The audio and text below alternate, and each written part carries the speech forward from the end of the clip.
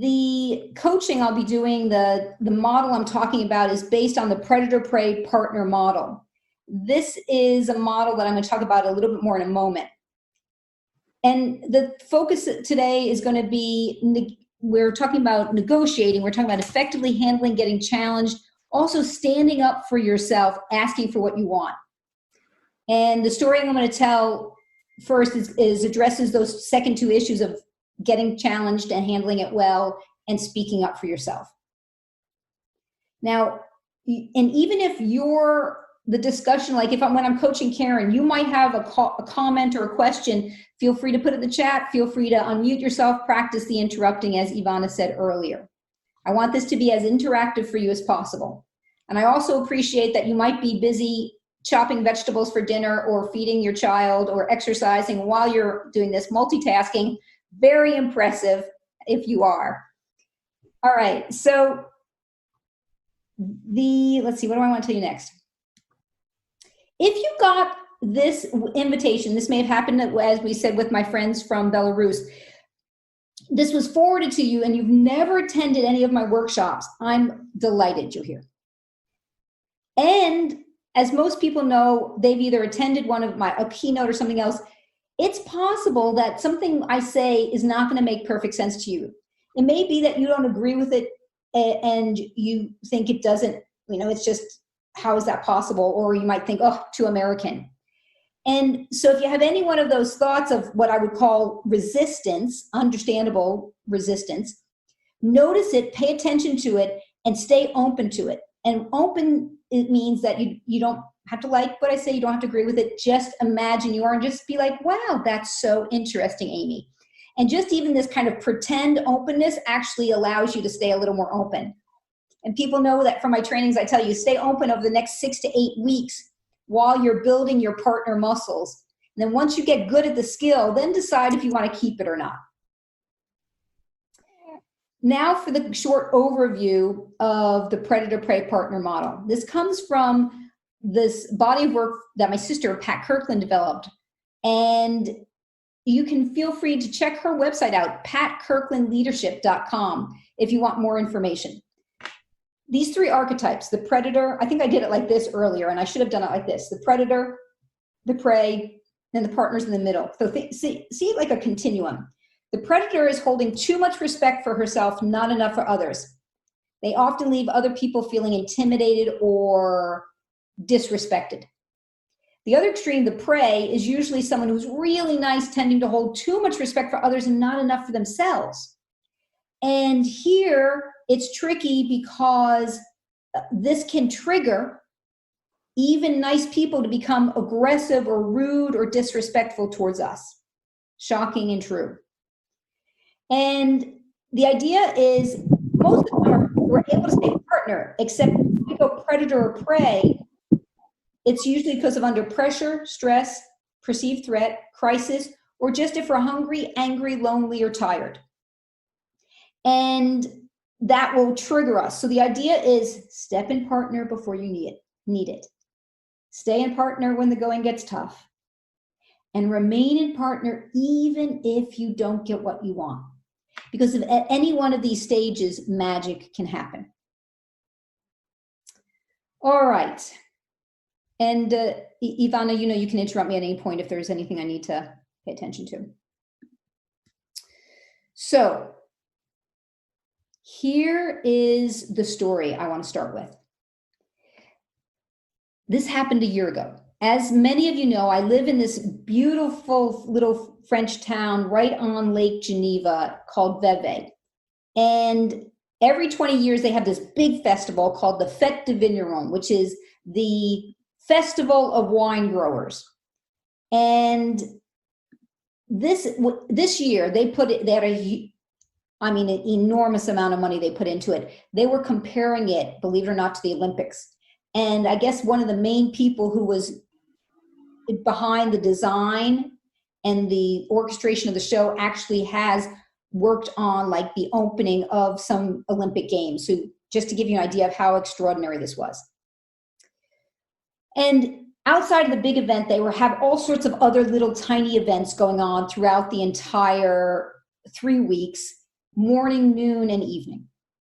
So this one evening, I remember it was the last night I was going to go to the festival because I was leaving for a trip the next day. My sister Regina was visiting, and we had gone to the festival every single night. And now this final night, we thought, okay, it's 10 o'clock at night, we're going to get home early. No such thing, because we came across an event that they were setting up spontaneously. They said, we're going to kick off at 11:30 tonight, come back, get a good seat. So, of course, we had to go. Now, here's what started to happen. And because I want you to listen from a couple of angles, how I handled it when I got challenged. Because what happened was, and this is an issue that I talked about on my recent Facebook Live, is how to be an effective bystander, how to be a proactive bystander. When you see something happening that's unjust, unacceptable. And as you all know, this is in the news in many, many cities around the world, and specifically in the US, with the protests that are going on, with the racism that is still very much part of the American culture, and people really confronting it. And what they're asking people in privilege, often a white person, hey, you need to be more proactive. Yeah, okay, great. You say you're not a racist, then do more than just speak, show. And so this is a situation, this wasn't a situation around racism where I was a bystander to. It was something else, which I'll reveal for you shortly. So here's the setup. As I said, this show was being set, they were building the set, hours before the show. So they had this tiny little 3-seat, what do we call it, like a little stadium seats, like you would see if you go to an outdoor athletic show, and they have the benches one on top of the other, except these are like mini benches. These are like tiny benches for almost like a group of children. And so we're all sort of packed together. As my sister said, okay, I want to get front and center. So we got up on the top seat, in the third row in the back. And then there was a second row, and then there was a first row. And as we were waiting for the show to begin, people were getting seated. There's this very, very big, burly guy, very tall, very large. He comes over, and there's one spot available, and he plops down, kind of, taking his spot with great ownership. And he had a camera in one hand and a beer in one hand. And that part, it was all just part of me was going, this is a little strange. He seems a little bit, he already started acting a little bit, what's the word I want? Privileged, actually. He was acting like, he was more than comfortable taking up his space. And Karen, I think you've got your camera on now, hon, we're gonna need some more light on you later on so we can see your face. Sorry, but that's why I don't bother, because the computer's, in the wrong position for the light. No, and also I solved the problem. There was like a big poster of your webinar taking up the full screen, and I just scrolled across, and it's now diminished. But it shouldn't have been there. Sorry, technical stuff. No problem. I can stop your video, Karen, if you'd like me to. Okay, so back to the story. So sitting next to this man was a little boy of about 9 years old. And very quickly after he sat down, he started moving closer to this boy, even though he had plenty of space on the other side. And the moment this happened, the ears went up, and my sister and I were both like, no, this is weird. This doesn't make sense. And we didn't even discuss it. We just both instinctively had the same reaction. So I didn't wait too long. I started to look around for his parents. This is already, 11:30 at night, and I didn't see anyone except for a woman in the second row. So I leaned over to her, and this was all happening in French. And I asked her, "Are you this young boy's mother?" And she said, "No, I'm not, though I'm a friend of the mother." I said, "Oh, okay." And so I did this nonverbal thing, like signaling, I'm uncomfortable with this man sitting next to him. And she looked over and she's like, "Okay, got it." And she seemed to really understand my concern and took it seriously. A few more minutes go by, and he keeps moving closer to this boy. And the show hasn't begun yet. And I turned to my sister, Regina, who doesn't speak any French. And I said, Regina, I'm going to have to say something to this man if he keeps moving closer. Because I knew that once the show started, people were going to be distracted. Sure enough, he moved over. So I looked at Gina. I said, I was she became my ally in that moment. Like I was preparing her. Hey, I might do something that might backfire. It might be embarrassing. It might be uncomfortable. So I was sort of giving her a heads up. Though she was totally on board and supporting me in all her non-French manner that she was capable of.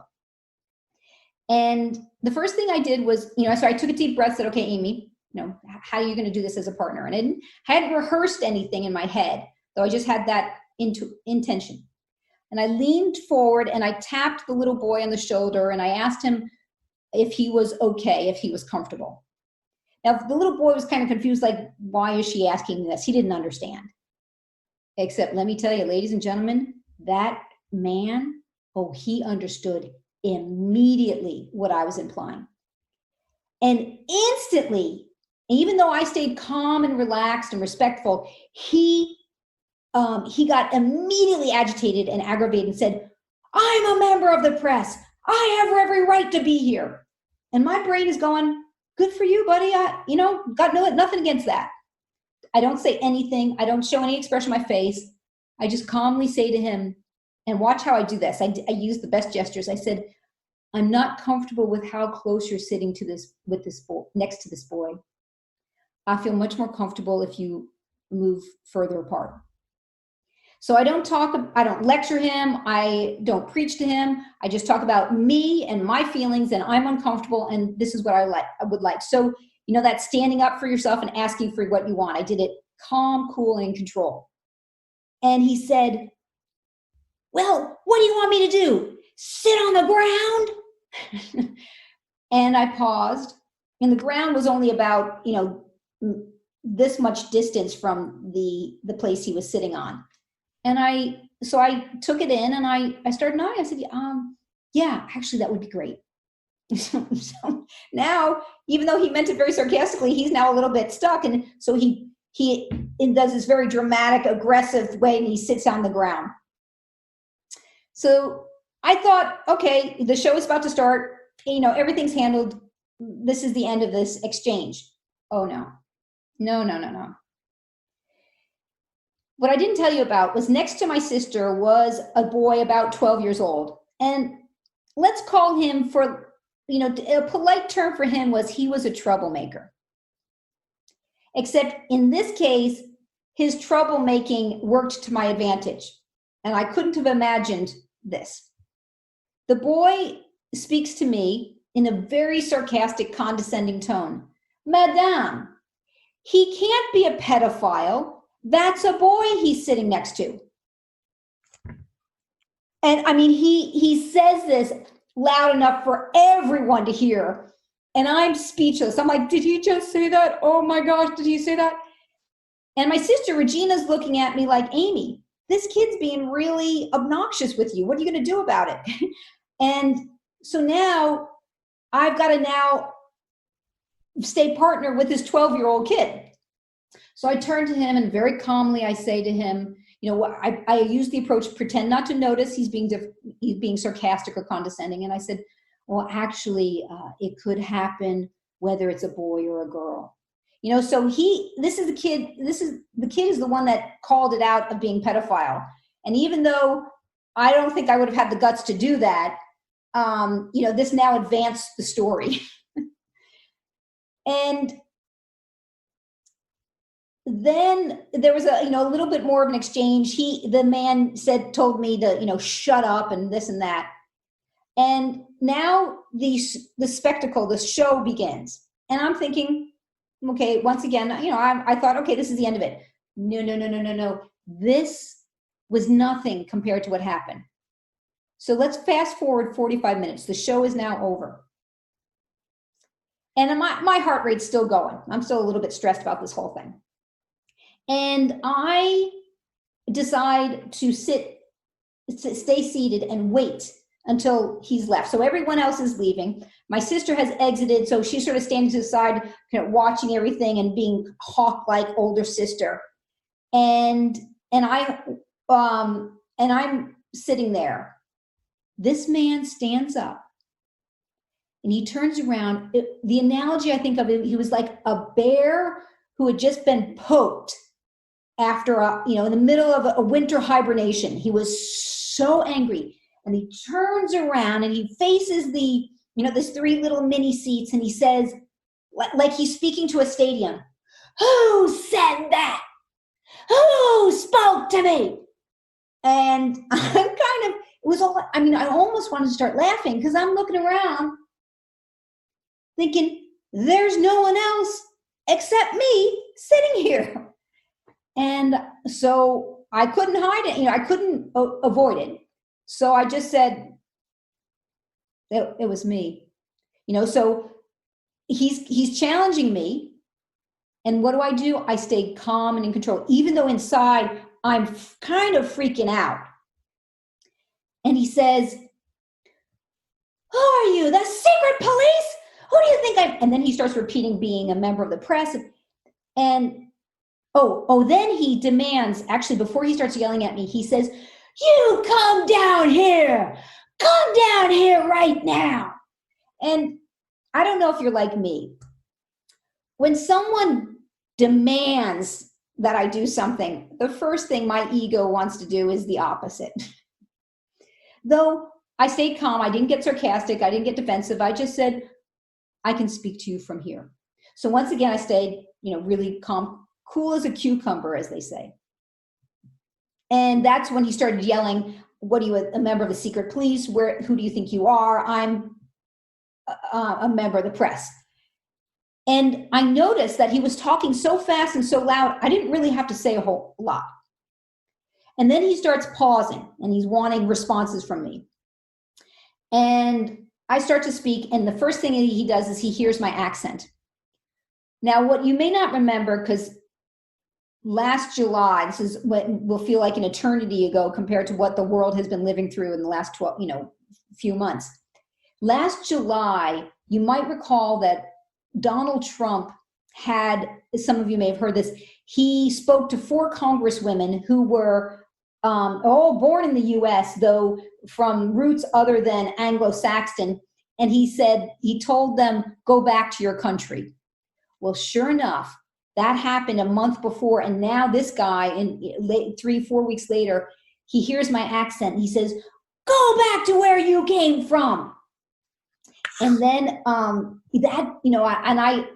of this, it was kind of, they say, water off a duck's back. None of it was impacting me.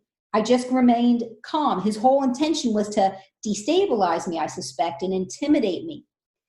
And probably every time, he wasn't getting the reaction he was expecting, it was maybe getting more frustrating for him. And then he insults my French.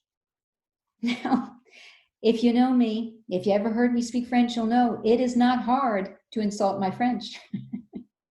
And after 25 years of living in Switzerland, I am immune to my insults. Maybe not 100%, though pretty immune. So any comments, people teasing me about my accent or my grammar or anything, I'm one of the first people to start laughing. So when he attempts to insult me, my French, I just said, "I know." And once again, he's like, "Ah." So I'm staying so calm and so partner, I wasn't giving him anything to attack me with or to get a reaction out of me. Now, what I'm starting to notice, because he's staying very, very aggressive, is I'm starting to feel a little bit cornered. And so I decide that it's time for me to stand up and walk down the benches to leave. So I go to do that, though he sort of doesn't let me leave easily. And now keep in mind, he's about this tall, and I'm up, my head is like looking at his chest. Okay. So, and we're very, very close to each other. And my whole goal was, stay calm, Amy. Now, what's interesting, at some point, when he says, where are you from? And I'm not answering him, he says, I can speak any language. And he switches to English. And I'm thinking, brilliant. Because I don't know if this happens to any of you. I'd be curious to know. Feel free to send in the type in the chat if it's true. When I'm under stress, because you're I think I was pretty much in survival mode. That happened. Then I'm now working from the back part of my brain, your reptilian brain, that doesn't process language very well. And it means that I'm not able to, English, I struggle in English, so there's no way I can process easily in French. So this was such a relief that he was speaking to me in English, because I could focus more, and he didn't realize how much he was helping me. So then he has his pass, his press pass, he sticks it in my face, and I'm pretending we're having a reasonable conversation. And it was so close to me that I just took it in my hand without even having to pull it. I just looked at it because I'm pretending we're having this conversation, and enough of my brain was working to notice the letters. So I start to spell F-E-L, and I start to see either I'm catching the first name or the last name. And I got about 5 letters before he realized what was happening, and he pulled it out of my hand. And so that was about the extent of the exchange, because now I'm realizing, and the thing was how lucky it was that he didn't get physically aggressive with me. So I start to walk away, and the last thing he does, and I have to tell you, my legs were like jelly. I'm just wobbling and shaking and trying to walk as calmly as possible to act like everything was normal. And the last thing he did was scream at the top of his lungs, F you, although he said it in all colorful language, very aggressively. Now, just before I started to walk away, I will share with you that the woman who was the stand-in, the surrogate mother for that boy, who had seen this whole thing going on, and she must have felt bad that I was getting so aggressed. So she came over to him and she touched his arm and calmly said, that's enough. That's enough. So luckily, she didn't do it as a predator. She didn't do it as a prey. And he didn't turn on her, though that was about the time, I was walking away. So that is almost the end of the story. Though that was the last time I saw him. As my sister and I were walking away, she said something very interesting. She said, let me see if I can remember. The more you fight, the more I'm right. Now, do we know if this man was a pedophile? No. He sure acted guilty. It seemed awfully suspicious. And it really helped to have my sister there with me, even though she couldn't verbally support me. She and I were both experiencing the same concern, and I knew she had my back. And so it certainly made the situation easier that I had my wing woman next to me. And the way I handled it, so the very last thing I want to share with you, and then you're welcome to put your comments in or questions you have, is that the next day, I called the press office of the entire festival. And I was lucky enough to be connected with a very lovely woman who listened to my story. I hadn't even gotten halfway through the story, and she was already like, oh, no, that's not okay. No, we need to find this man and take his press pass away. So when I finally finished the whole story, she was on it, and she was very motivated. So I gave her the name, the letters of the name that I had. I gave her his physical description. And I suspect that it was handled after that. So in review, part of what helped me to be successful is that, yes, I took a risk. Could this have backfired? Absolutely. Could I have, he was so close to me, and he was so angry he could have physically done something to me before someone else, even my sister, could have intervened. So I was lucky in that sense. I believe that staying and practicing partner and doing it in my life regularly over and over and over again created those pathways that allowed my brain to still keep working, even though part of it was shutting down. It was enough of it was working for me to stay in control and to control what I was saying and how I was saying it. There was one snarky thing I did say at some point when he kept saying, "Where are you from? Where are you from?" And I said in a very sarcastic tone, I said, "Well, I've got one of those Swiss passports, so you're stuck with me." And part of me was intending to bring a little lightness to it, though. It was the one time that I would say that I slipped in the whole interaction. When I've shared this story, people sometimes say, "Well, Amy, is there anything you would have done differently?" And some part of me regretted not asking my sister to film it or to take a picture of him. Though maybe that was a blessing, because if he saw that was happening, probably he would have gotten even more aggressive. So that may have been, exactly the best thing to happen, that we didn't incite him even more. All right, so I'm going to pause here and see if there's any comments or questions that you have from that story. And then Karen, get ready, because I'm going to turn it over to you in a short moment.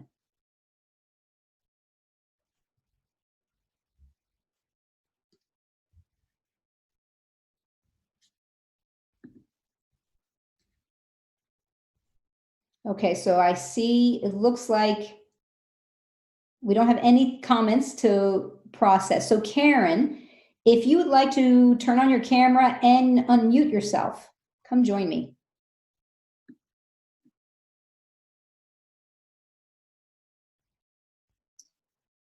Hey, hon. Hi. Okay, I will try and get the light more on me, but it's just the way the desk is set up. So. It's better. Huh? It's already a bit better from before. Yeah. So Karen. Well, hold on. Can I just come back to your story? And I'm having a little trouble identifying the partnering aspect. I know, like that's the whole point, right?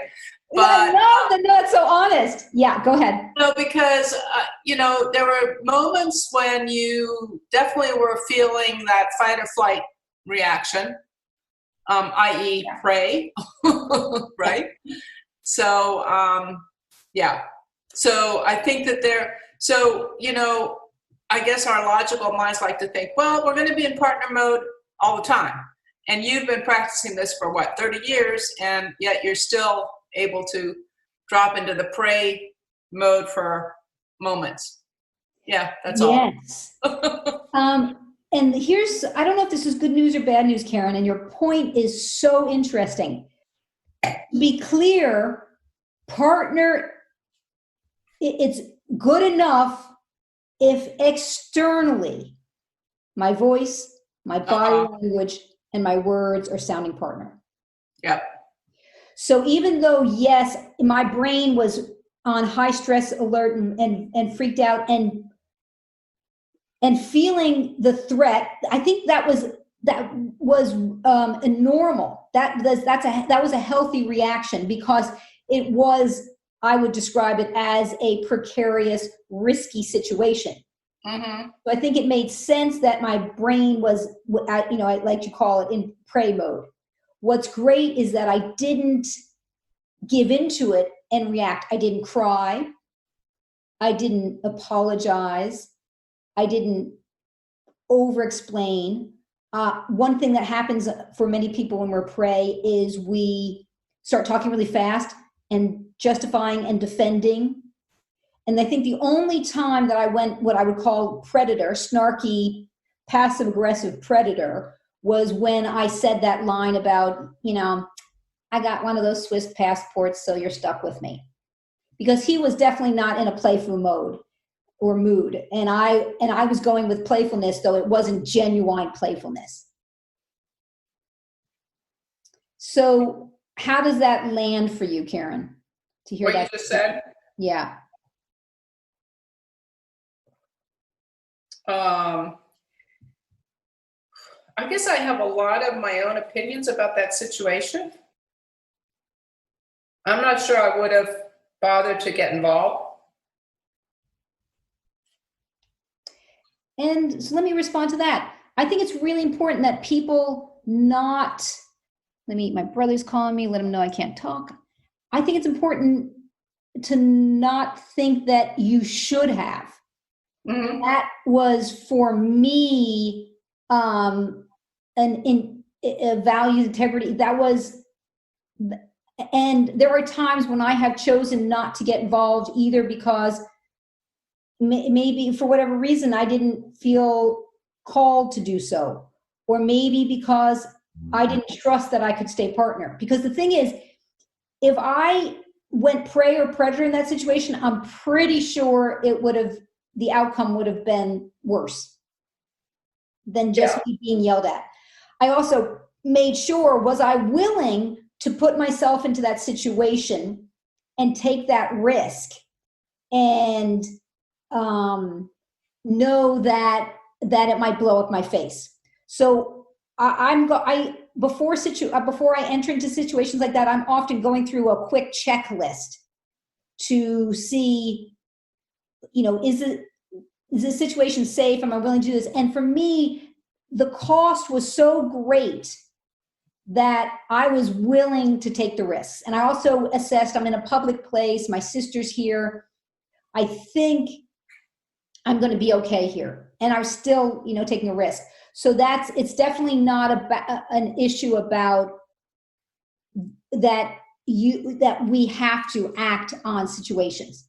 It's one, my goal is to help people be ready to step in. So you have you have the partner mindset, you have the partner behaviors, you've been practicing them so that you can step in if and when you want to. Yeah. Now let me just see here. So Karen, you're gonna tell me in a minute what the situation is you want to get coached on. And it's a general situation. And here's the note: expressing my own needs in a non-violent way, not shying away from fear of being misunderstood or rejected. Is that what you would like to focus on, or is it something else? That's what I put down. Yeah. Mm-hmm. Okay. Before I go into that, I see Andrea. You're saying, where do you set the boundaries if you feel that someone might physically attack you? So,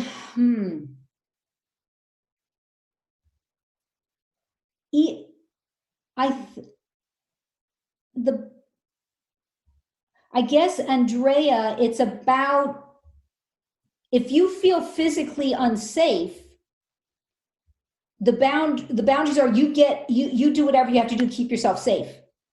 So if I really thought he was in imminent attack of me, I would have stepped away. I would have walked away from him. I wouldn't have attempted to keep having the conversation, or I would have screamed, or I would have called for the police. So I'm not sure if that's, you feel free, Andrea, to comment if that's, the thing is, you do whatever you need to do to keep yourself safe. Karen was just mentioning things about nonviolent communication. Karen, correct me if I don't get it right. Nonviolent communication, yes, we don't want to be physically or verbally violent to other people. Nonetheless, nonviolent communication also says you do it within reason. If you need to set a physical boundary with someone in order to keep yourself or someone else safe, you do what you need to do.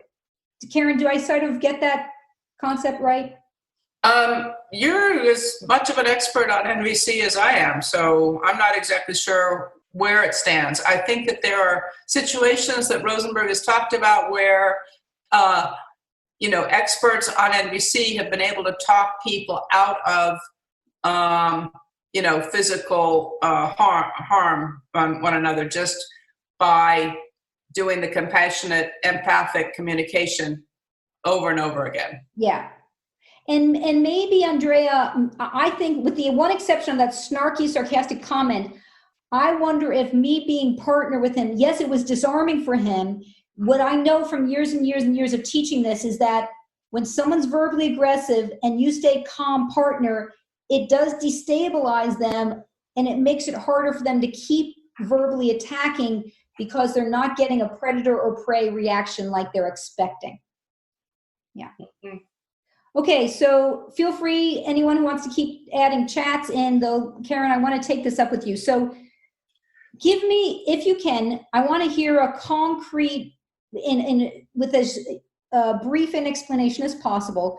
What's the concrete example where you want to express your needs in a nonviolent way in a situation where you're maybe concerned that they misunderstand you or you may be rejected by them? Okay. So Actually, you know what? Before you do, I want to just add one. First of all, thank you for volunteering, and thank you for bringing such a true, authentic challenge. I think this is something that many people on the call can relate to. Feel free to put a thumbs up, anyone who has ever been afraid of being misunderstood or rejected. And yeah, let's see how many hands up we get. And I can appreciate how that can feel scary. So well done. yeah. Well, I think we all can. Yeah, I'll just take a simple example. My only remaining sibling lives very close to me here in France. And I sometimes feel that he has a wife and one kid still at home. And I sometimes feel like I would like to have him call me more often. I mean, he's pretty good about it, or include me in some of his social plans. And I'm sort of afraid to broach it because I've mentioned a few times and he just kind of like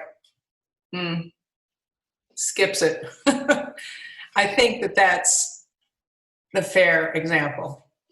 So you would like to have your brother proactively invite you to join them for social gatherings. Is that?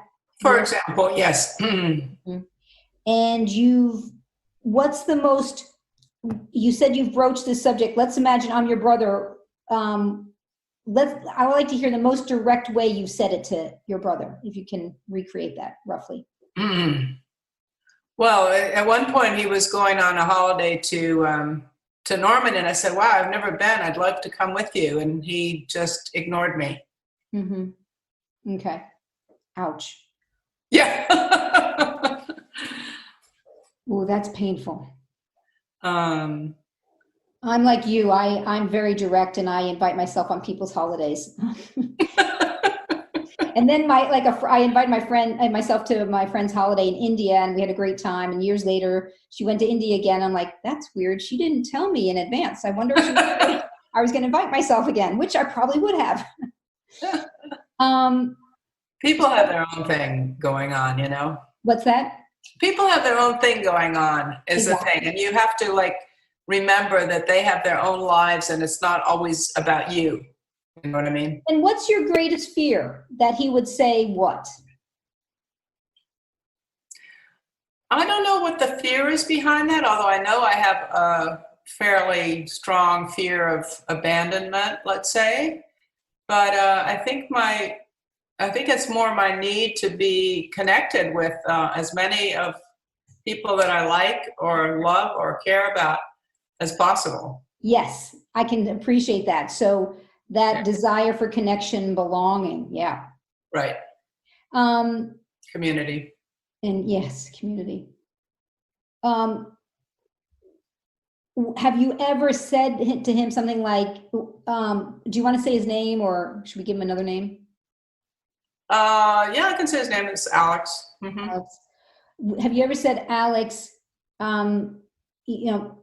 and maybe set it up in advance? I'd like to, when you have some time in the next couple of weeks, I'd like to talk to you about something that's on my mind, either verbally or maybe in an email. You craft it to say, I've noticed, I've noticed that sometimes or talking about, because you are very good at expressing yourself with the feelings. I'm feeling, some sadness or loneliness, and I'm really looking for more connection. And I love spending time with you and your family. And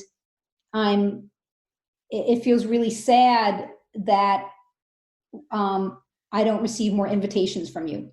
Or when I mentioned that I'd love to when I asked to go to Normandy with you, you got zero response. I got zero response. I'm wondering if you'd be willing to tell me what's true for you, or, and maybe saying, and this, because maybe he's going to say something that could really be hard to hear. Mm-hmm. Yeah. Though I also wonder if, I don't know if it's true for you that sometimes hearing the worst thing is sometimes even better than hearing nothing. Or imagining. Mm-hmm. Yeah. Yeah. And so maybe you would have to give him permission for him to really tell you his truth, even if he thinks it might be really hard for you to hear. Though you have to first decide if you're willing to go to that level. I'm asking my brother Alex to tell me whatever is true for him, no matter how hard it might be to hear. Yeah, I think I'm willing to hear it, but I'm not sure that I'm willing to actually say I'd like to.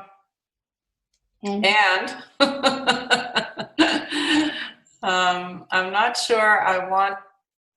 I actually want to spend more time with him.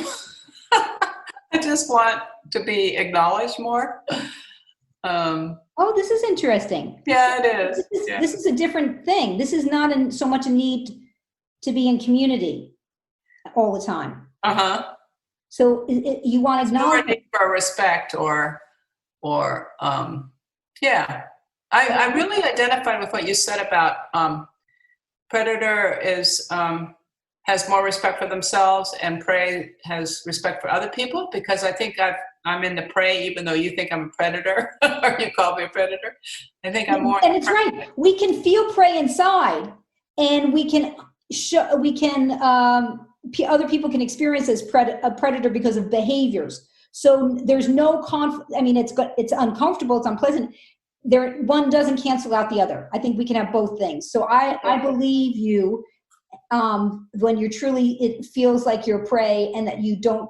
I think I hear you saying is you feel like you're not holding enough respect for yourself. Mm-hmm. Clear. Okay. Anything else you want to say about that? About that part, the needing more self-respect? Well, let me pick it up from here. Let me see if I'm making a connection. So would a more partner thing to be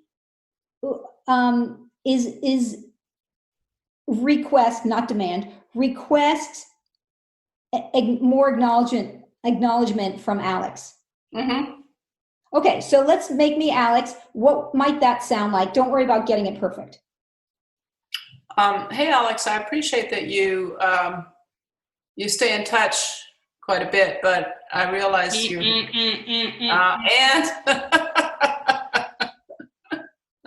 Thank you for being very coachable. Yeah, I'm always giving excuses for people. I was going to say, I realize you have a busy life and family and all that. That for me could be empathy.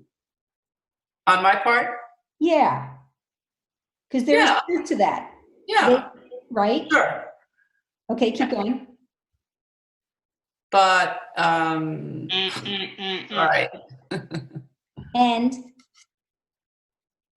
I don't know why I'm having trouble getting out the wish that I would like him to be more available for me. So I'm hearing a couple of things. I'm hearing community, belonging, inclusion. I'm hearing acknowledgement. I'm hearing available. Is that the last thing you said? Mm-hmm. Him is more available. So I feel like it's a couple different things. If we go back to that acknowledgement, what would that, if I were to acknowledge you more, could that look like or sound like? Mm. And we're sadly we have another 1 or 2 minutes on this. Right. Just For example, I'd appreciate it if you'd invite me for lunch at the office. I haven't been to your office in 15 years. Oh, a little sarcastic there about the 15 years. Oh, no, but honestly. I know. Oh, You know that you know it. You don't have to say it. Okay. Okay, so you're going to be Alex. I'll be you. Let me see how I say it, and let's see if it lands for you. Except I'm going to call you Karen. Hey, Karen, I'm noticing that one of the things I'd love to have more connection with you and spend more time with you. I also know that your life is busy. Would you be willing to find a way for us to spend an hour or two together every couple of weeks? So, ask for something specific. One idea is that I come join you for lunch at the office. All right, what do you think? How do you think that might land with Alex? Fine. Yeah. I mean, it all seems very sensible. Is that something you're willing and able to do? I'm able to. I don't know if I want to. Okay, and so there's a lot more underneath that you and we can find some time together another time to chat about that. Maybe, Because if you're not willing, understandable, then it won't happen. So there may be another blockage there for you to look at. Though what I like about, that just being, and I find you as you're a direct person, I found you to be able to ask for what you want. So you're doing this, you're giving him empathy, and you're at the same time making a request. Mm-hmm. Great. Okay. Thank you, Karen. Thank you. All right, everyone. We're going to start to wrap up here. And the next webinar, I'll give you the dates for that, is going to be October 13th. Mark your calendar. That's 4 months from now. The world may be yet again very different. And then my next leadership presence course is the open program is going to be in the fall. We're looking at some dates in October. We'll be sending out an announcement soon. And then if we're able to travel again and you want to join me for a week of fun and communication mastery, we're going to be having a week-long event in Bali. And you're also able, feel free to connect with me on any of my social media. I need to mute people, Ivana. Instagram, Twitter, LinkedIn, Facebook, and you can find me on Amy Carroll Coaching. Also on my website, my brand new website, it's been up for about 6 weeks now. It is so pretty. There are so many videos and podcasts and blogs for you to check out. So feel free to do that. And keep in mind, my last name is 2 R's, 2 L's, as you see it spelled there if you have trouble finding. Carroll, what is my website? Carroll Communication, right? Is that what it is? No, Carroll Coaching. It's carolcoaching.com. Carolcoaching.com. It's only been 20 years. Okay. And if you have a partner success story, you'd like to share it, and you want to be interviewed, please reach out to me and we'll set up a time to talk. Rocio, you and I think we're talking next week finally of some of your partner success stories. And as a thank you, I'll give you a complimentary half-hour coaching session. So in the meantime, everyone, thanks for tuning in today. Thanks for spending some time with me. Now go out there and be the best partners you can be. Take care, everyone. Bye. Thank you. Thank you very much, Amy. Have a great evening. Bye-bye. Thank you very much. Take care. Much Bye-bye. appreciated. Thank you. Bye.